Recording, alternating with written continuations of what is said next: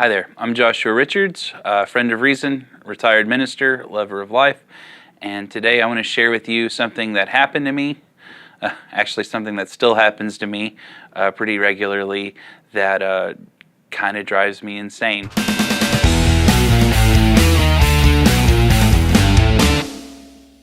What drives me insane is when I tell people how I spent 5 years as a minister, 2 more in ministry, adding up to 7 whole years of my life working in churches, immediately following childhood and adolescence, going to church, participating, tithing, singing, church camps, work camps, volunteer opportunities. You get the idea that after all that, there are people who say to me, well, you must have never been a true Christian because you left.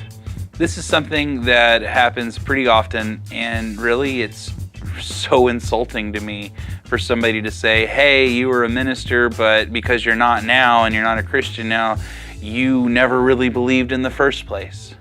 And I'm here to say that's absolutely wrong, because it does happen, and it did happen to me. Most recently, I was in dialogue with a pastor who, when we were talking about my experience of leaving faith, he told me, just like I said, that, Josh, you never really believed. And I think you need to accept Christ now because you apparently never did at any previous point in your life. There are certainly those who believe you can lose your salvation and not be a Christian, like the Arminians, but there's a great many who believe, as the Calvinists do, that you can't really lose your salvation. You don't stop being a Christian. In fact, the only people who would ever leave the faith were people who weren't really chosen by God to begin with. Ideas like that are somewhat supported by the Bible. And so I actually have a little bit of scripture here ready for you from Matthew chapter 7. It's right after the first part where Jesus says that you should not judge lest ye be judged, and not to reach for the speck of dust in someone's eye when you have a plank coming out of your own.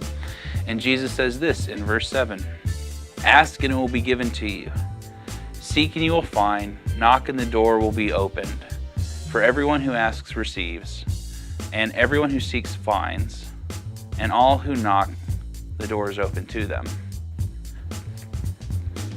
I think that there's a huge disconnect for people who interact with atheists like me, who, if they themselves believe, they really wrestle with how somebody who was a Christian can leave. And I get that. It is challenging. But I absolutely was a Christian. I tithed. I remained sexually abstinent until adulthood.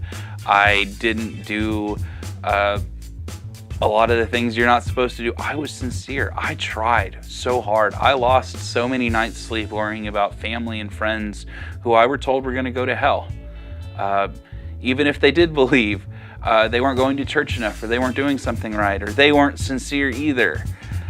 And it's just nonsense.